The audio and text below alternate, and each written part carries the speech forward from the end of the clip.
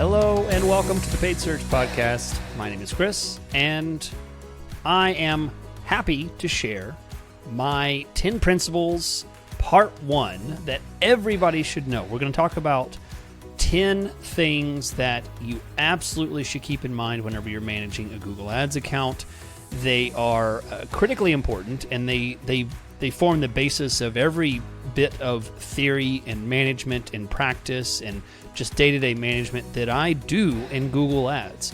These are the 10 core principles that everyone should know. We're going to talk about that. I also have Google News to share, and I have a question from a listener that is a really good question. I really like it. So stay tuned for that.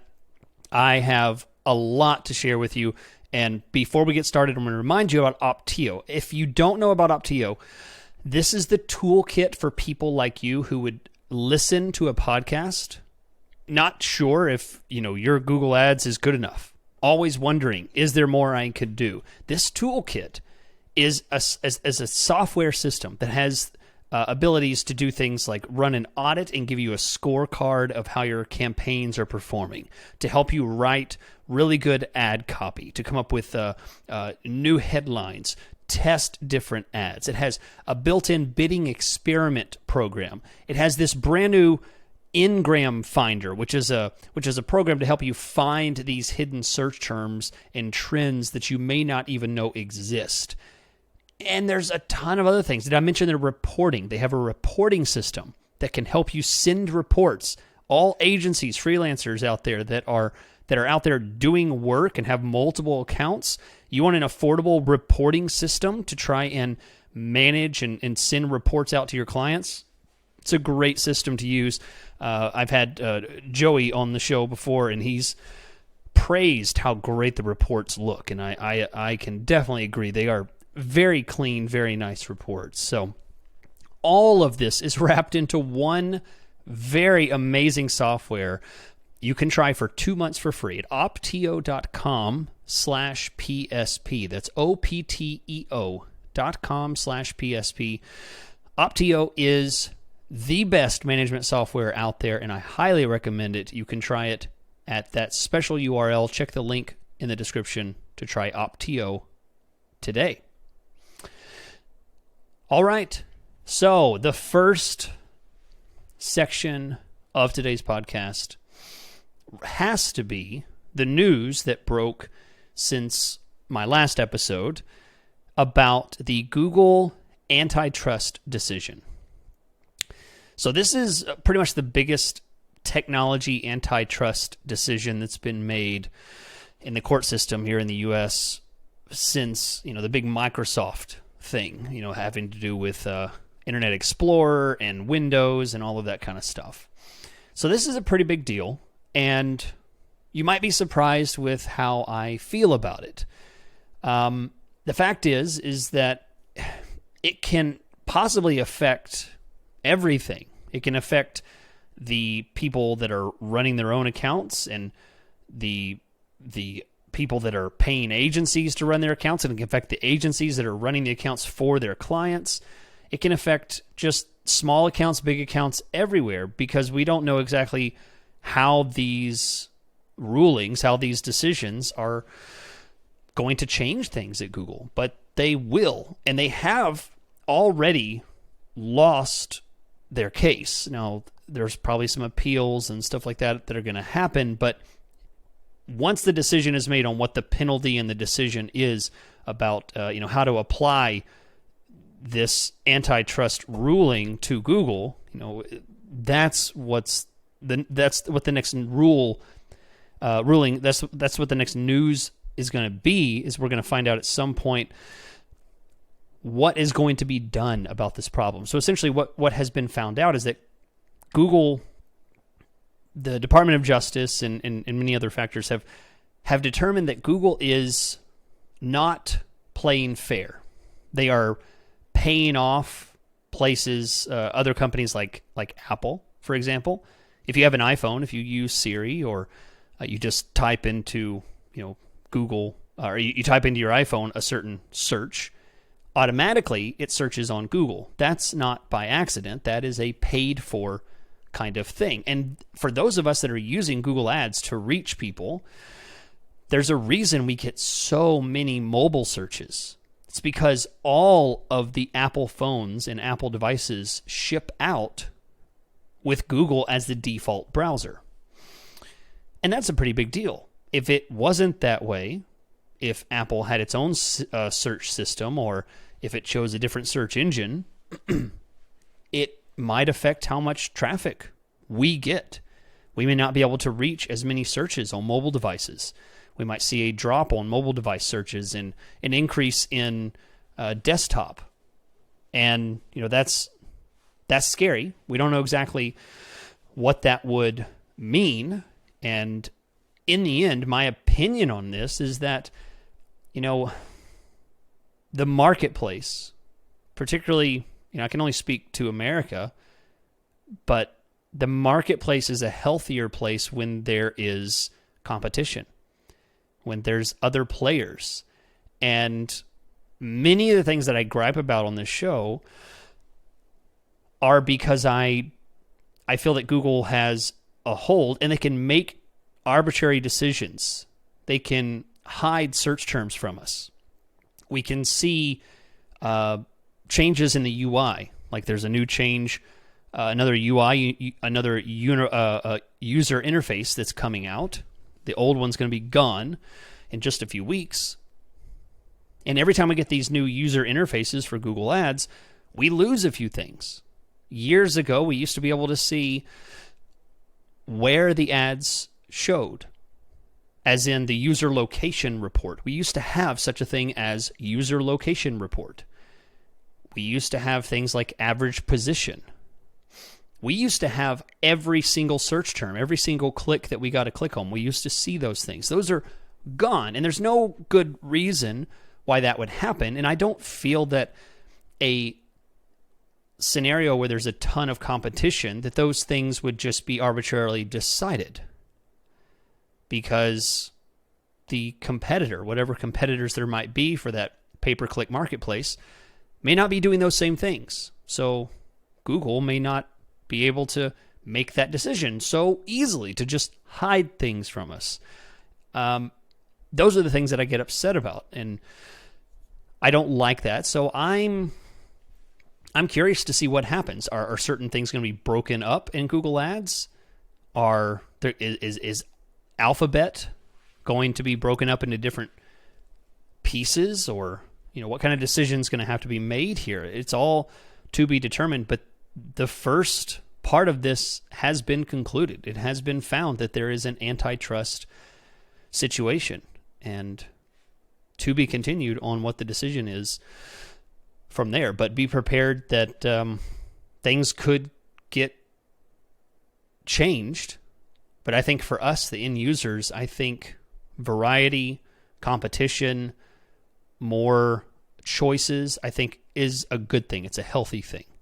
That's the reason why we continue to get better and better technology, better and better devices, things, cars, all of that is because of competition. I think that's a healthy thing, even in Google search.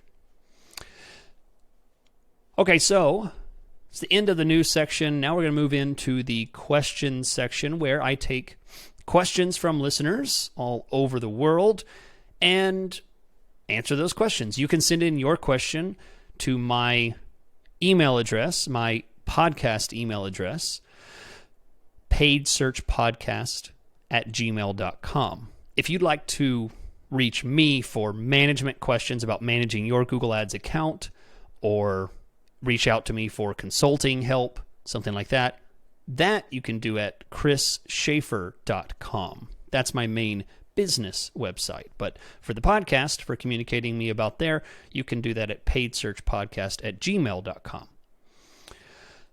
Okay, so today's question comes from Matthew. He says, "Hey Chris, recent discoverer and listener of the podcast. Amazing content and very thankful for the valuable content you share." He has two questions, and he says, "I have a business in Ohio that does pretty well as far as Google Ads placements. We are looking to transition the management from an agency to myself. Okay, so he's looking to going from someone managing his account to a self-management. We're having a meeting next week to discuss the transition with the agency owner and the team member that's been running our account for 2 years. And if you didn't hear that, let me say that again, just in real simple. Matthew's meeting with the agency and a team member that's been running the account for 2 years that he didn't even know existed. So apparently he's been in contact with someone at the agency, but then someone behind the curtain has been managing the account, did not even know they were managing the account. So I feel like I should stop here and just say, learn from Matthew's discovery here. If you're using an agency where you have a manager, or sometimes referred to as an account strategist, or some silly name like that, account representative, or customer resource, or some kind of silly thing, it's very likely with these agencies they'll have some grunt in the back room managing the accounts, and you never get to speak to that person. And keep in mind, for years, 2 years specifically, Matthew says, he's been working with this agency, and until he decides to break ties, he had no idea there was a man behind the curtain. So, really interesting. I think advocating for self-management, it might be the solution for you, or working with a company that doesn't outsource or have a hidden team. You're talking to the person who does the work. I mean, that's how I do my management with my accounts, is I do the work and I talk to my clients. There is no team. I don't have a team. I don't outsource. It's just me. You get me and my knowledge, and I manage your account and answer your emails. That's the way I prefer to do things. And people are baffled that that's actually pretty rare. And Matthew's discovering that, which was a bit shocking to him, which I understand. I understand that. So the first question he has is this: I feel like there are already some things in the account I see that I could do better. My fear is changing something and ruining all of our progress. For example, seeing a keyword that has clicks but's never converted. Any thoughts on this? So the first question: how can Matthew avoid doing damage to an account that's been doing okay? My first suggestion here is you need to first classify every change that you make. You need to classify the extent of risk associated with that change. Sometimes pausing low spending keywords would be a very low risk. Sometimes changing bid strategy, well, pretty much all the time, changing bid strategy would be a massive risk. Sometimes changing your target CPA from $20 to $22, small risk, right? You need to understand what is high risk and what isn't high risk. If you have trouble with that, then I would say you need some instruction, you need some education on how to make those decisions. But you must know that not all changes in Google Ads are equal. Some things can have detrimental effects. Some things can have phenomenal improvements to your accounts. And some things are just discrete, and you'll never really know that any change was made. And if you don't know those, that's the first thing. Understand the risk. And the next thing is, when there is high risk, very often the best way to approach high-risk changes when you decide to go ahead and make them is to use the experiment feature in Google Ads. Because once you have made a change, once you change something, even if you undo that change, oftentimes it is impossible to get back to where you were. Changing a bid strategy from automated to manual might sound like, Chris talks about manual bidding all the time. That's what I'm going to do it. I'm going to do it. And you do it, and it's a complete disaster. Everything falls apart. And then a month or two later, you change it back to whatever you had before, and it doesn't go back the same. Nothing really returns to the situation that you had before. So this is why you should use experiments. So for very high-risk situations, you should use a controlled experiment. And there's an experiment feature in Google Ads. I don't mean creating a new campaign. I mean using the experiment feature in Google Ads. Okay, so for moderate risk, if you're not sure if it's low risk or high risk or moderate risk, what you need to do is you need to take multiple snapshots of your Google Ads account. And let me explain what that looks like. You need to look at it in the short term, look at it in the long term, and then look at it in phases. So 3 ways to look at it. Let me explain what those mean. Number one, by short term, I mean what's happened in the past 30 days, 14 days. Okay, how does that keyword look? Has it had conversions recently? How much traffic has this ad got? How much volume is this search term getting?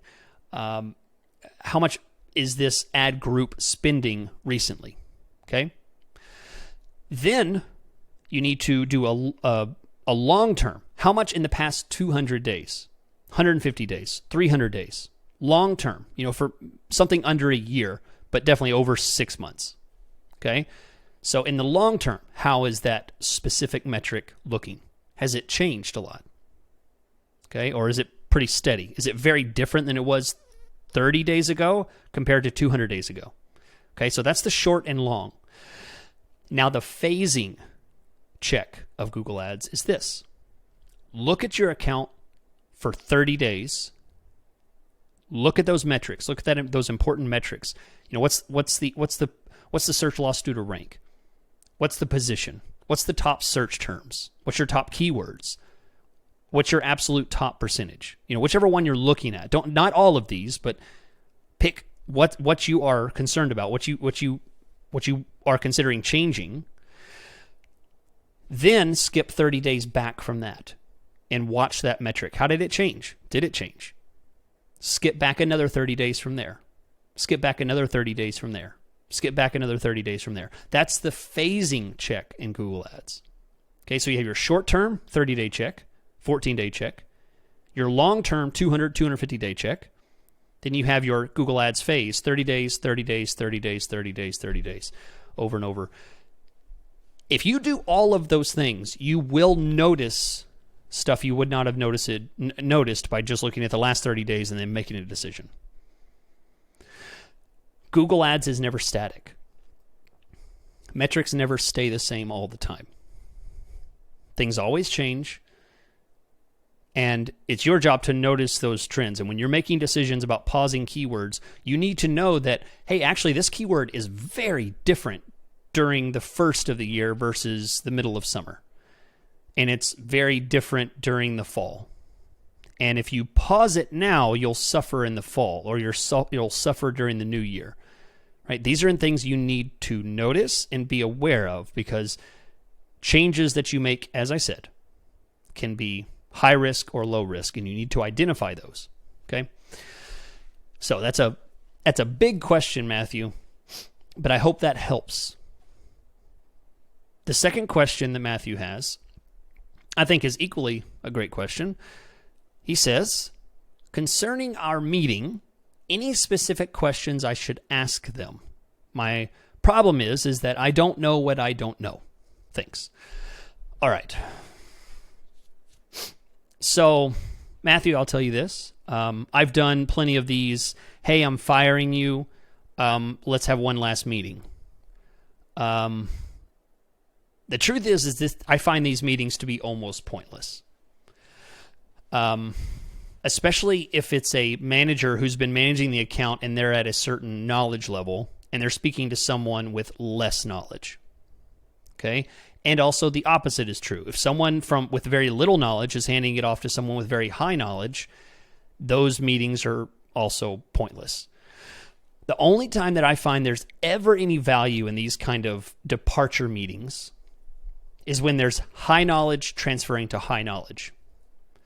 Because any other situation, the high knowledge person is going to be able to see things that can't communicate to the low knowledge, or the low knowledge is not going to be able to ask those questions or understand the intent of those answers. that the high knowledge is giving.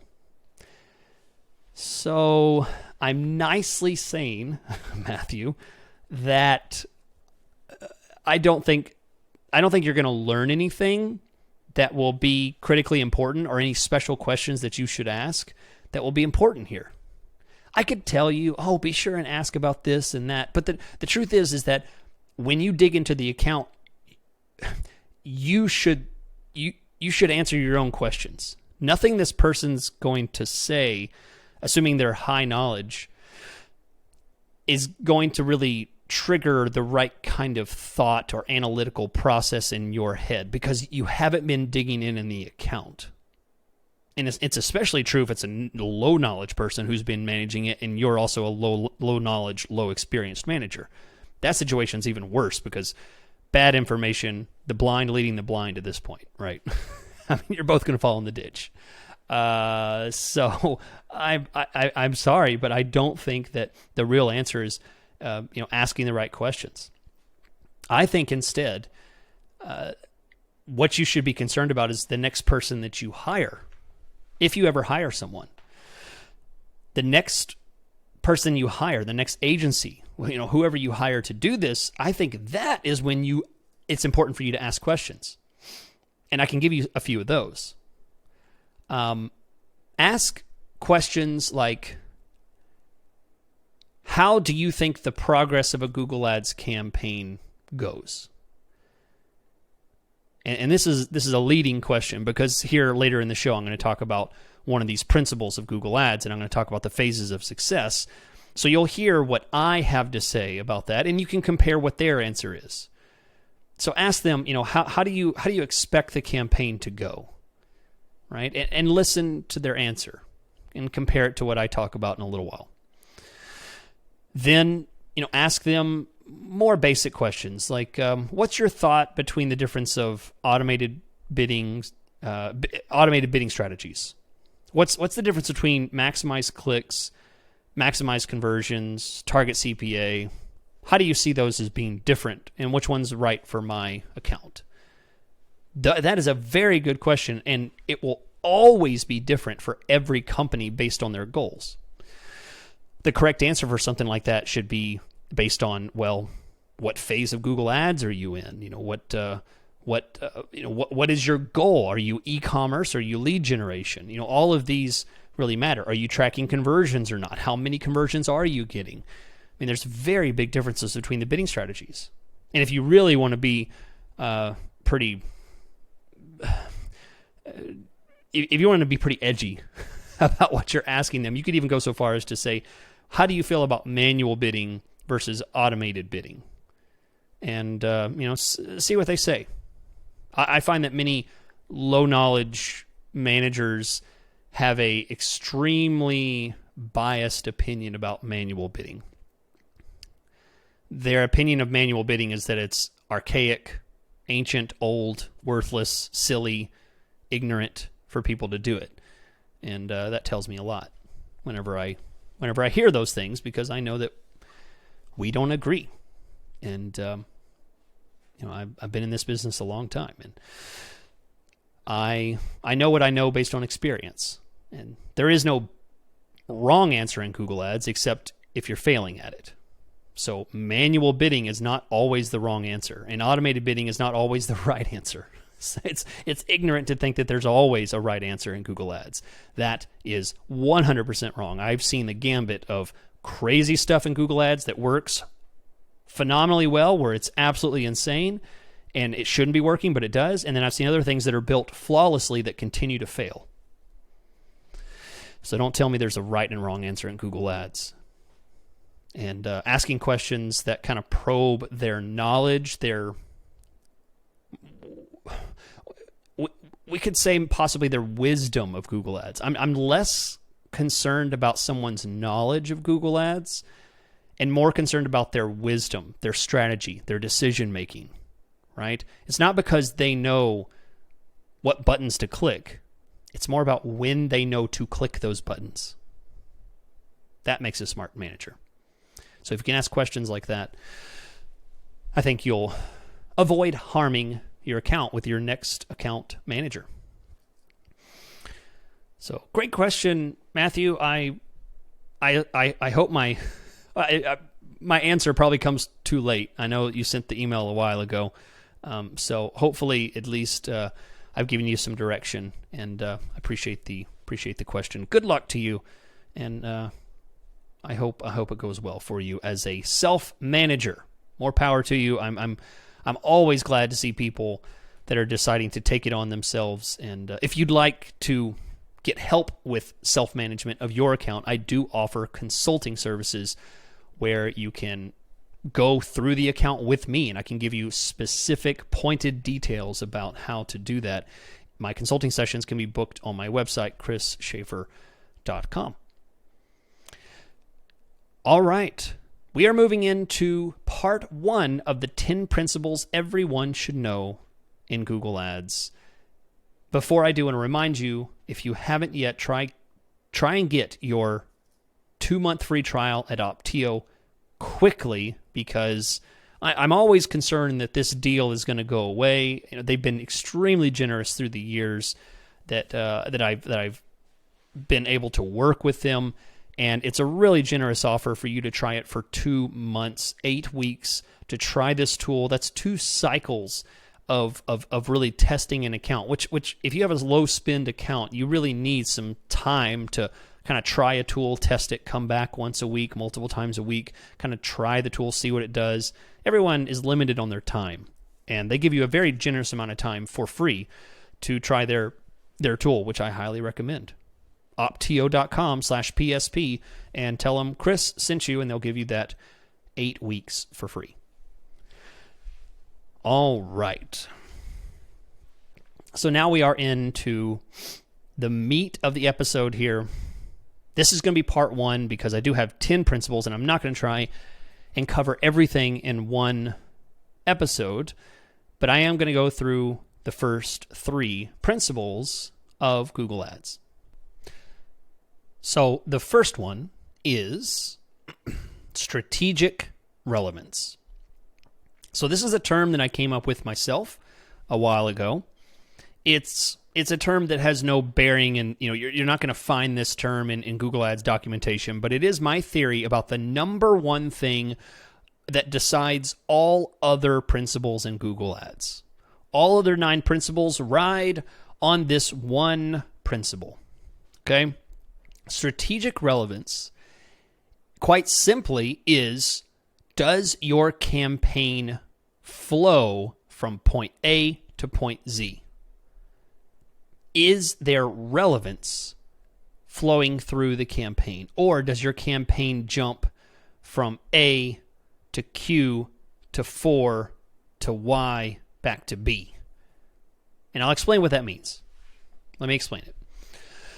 So here's and many of these principles rely on you asking yourself these questions. So I'm going to pose scenarios and questions for you to ask yourself, because that's what this podcast is about to help you to become a better manager. So here's what you ask yourself for number 1, strategic relevance. Do the keywords match the ads? Okay?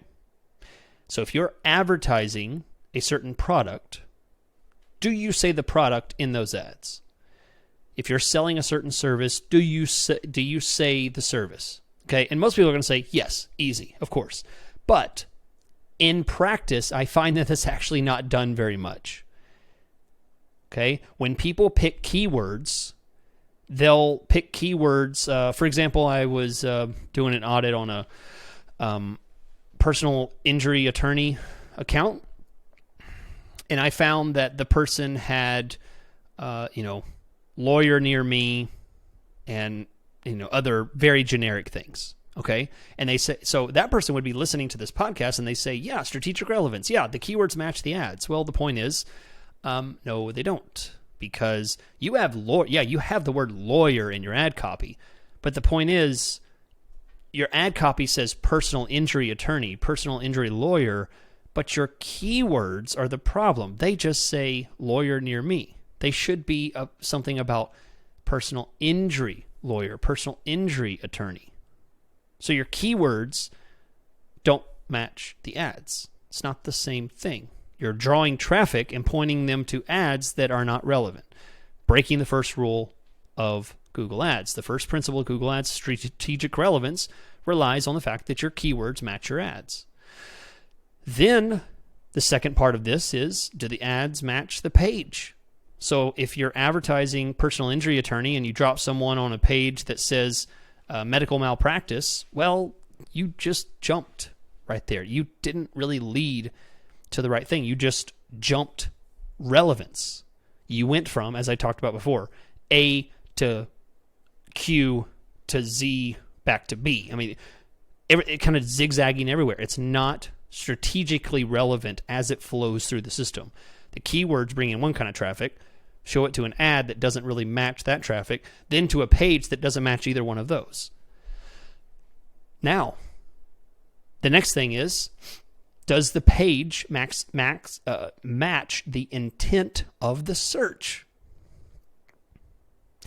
So a person is doing a search for personal injury attorney, and the call to action for that page, it says personal injury attorney. Great. It says that everything matches on the page, but the call to action is, to download a white paper, or to sign up for a newsletter, or to watch a video, or fill out a web form, or something like that. This is not the right intent. I mean, these people are looking for a service, not to fill out a form. Most of the time, this, depending on your market, a phone call is much more appropriate. Booking an appointment is much more appropriate. Filling out a lead form is not typically very important. So make sure that your page matches the intent, the purpose behind it. I mean, this is very critical, that your call to action, what you're asking people to do, matches the tone and the message that's coming from the keywords themselves, and it also matches what's said in the ad copy. So as you can see, A flows to B, B flows to C, C still matches to A. It is all strategically relevant to each other. If you break this rule, you are lowering your chances of a conversion. Okay? That is a very brief summary of strategic relevance. The next principle that you need to understand in Google Ads is there are phases of success in Google Ads. Technically, I've always said there's 4. Technically, there's 5 phases of Google Ads. But really, the first phase is phase 0, where you have never yet to achieve phase 1. Right? So phase 0 is someone who's not getting phase 1. So phase 0 is essentially failure. You're never even achieving phase 1 of Google Ads. Phase 1 is getting qualified traffic. Every single Google Ads account starts in phase 1. You do not start an account and immediately jump to phase 4. You do not start a campaign and jump to phase 4.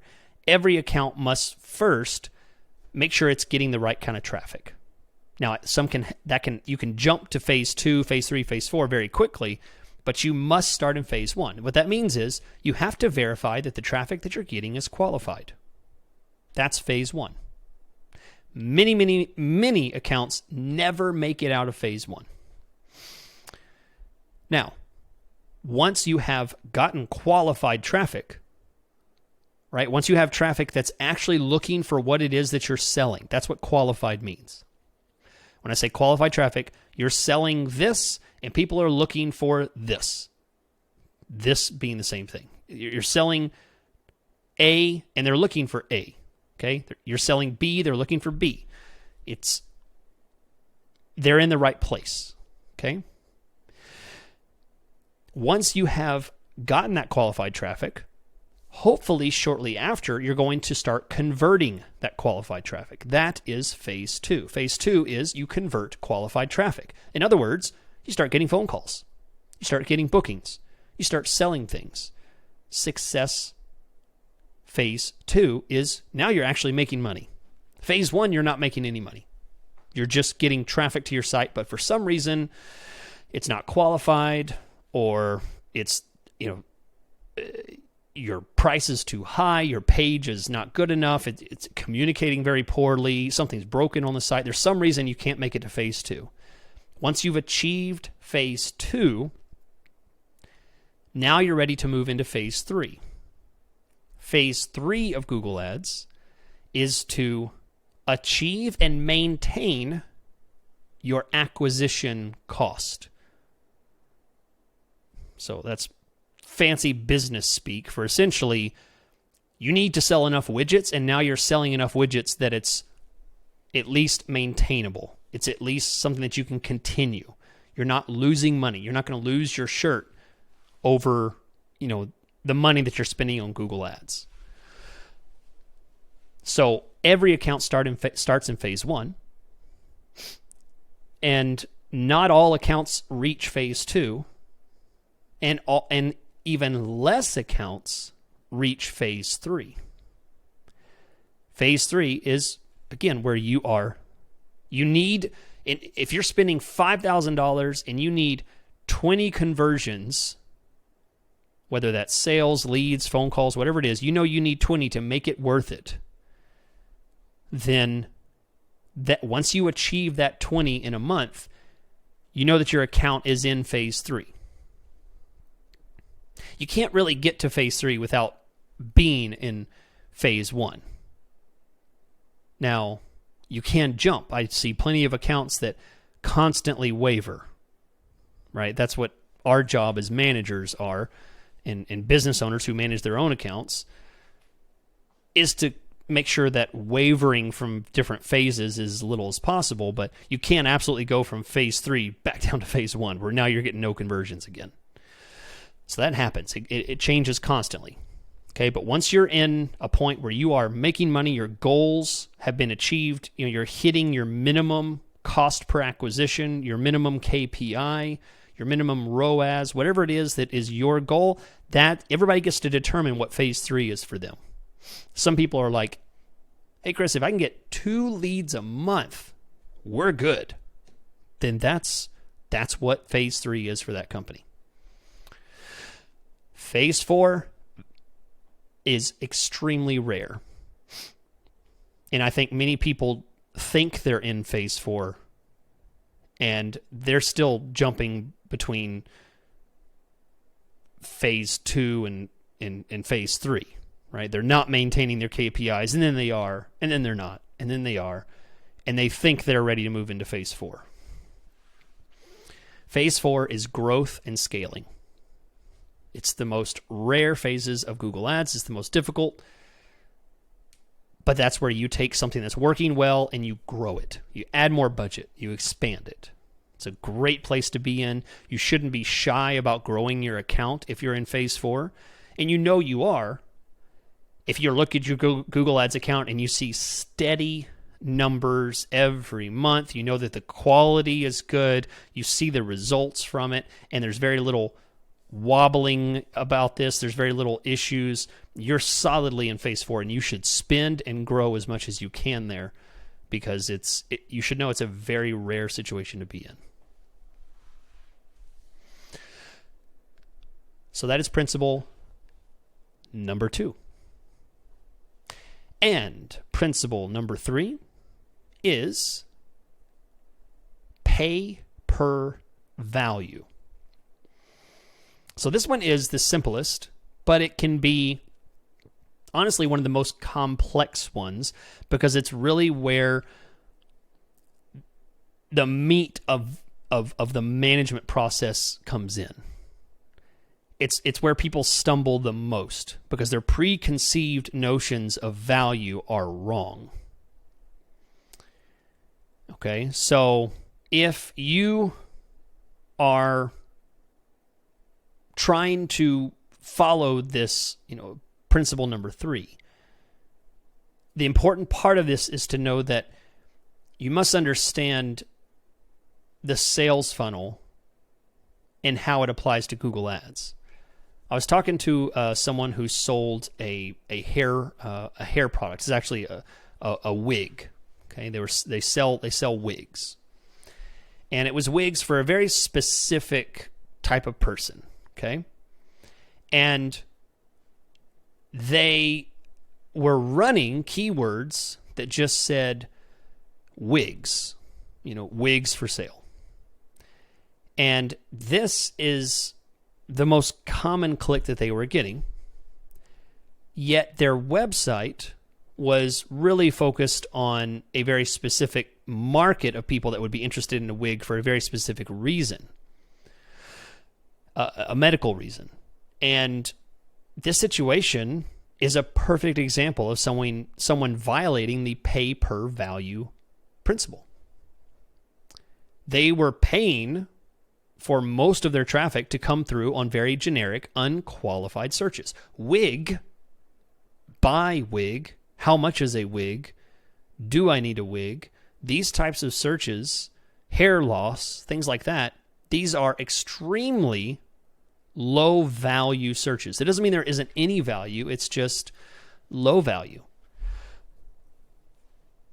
And whenever you are running a campaign and the majority, 60%, 70%, 80%, maybe 100% of your spend is on this low quality, low value traffic,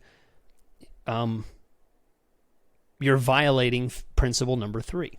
You're violating the pay per value. You should be paying for stuff that's more valuable. That's the most valuable. Pay your highest price, your most volume, towards the stuff that has the most value. So in this situation, it should be something to do with medical-focused wigs, certain whatever medical aspect of the wig. That is where first the budget should be pointed to first. That's the priority of the budget, to be pointed to that subcategory of wigs, not just wigs in general. Because you're obviously playing to a specific market here, so serve that market first. Put the higher bids, the higher budget towards that. And then understanding that the sales funnel goes up from there, right? The bottom of the sales funnel has to do with medical wigs. The high sales funnel stuff has to do with just wigs in general. Buy a wig, right? That's very high in the sales funnel, much more traffic, but you should pay less for it. It's not as likely that these people will fit the bill for what you're selling. So you should pay less for that traffic. Your bid should be lower. You should try and maintain a lower percentage of the spend. Not all traffic is equal. Some traffic is worthless.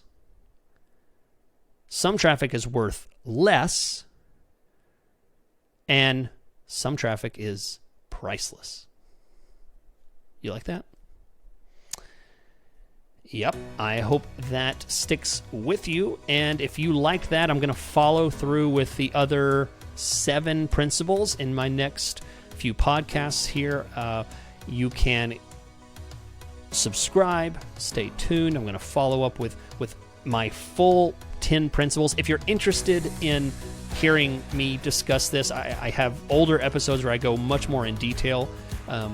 Back in starting with episode 385, you can find those. But stay tuned. I'm going to be giving you a new perspective on these 10 principles in this multi-part series that I'm doing here. If you'd like to discuss it with me in person over Zoom, or if you'd like for me to take a look at your account and do an audit and possibly look into managing your account, you can check out all of those options at my website, chrisschaefer.com. And if not, thank you so much for being a part of the podcast. I will catch you guys next week.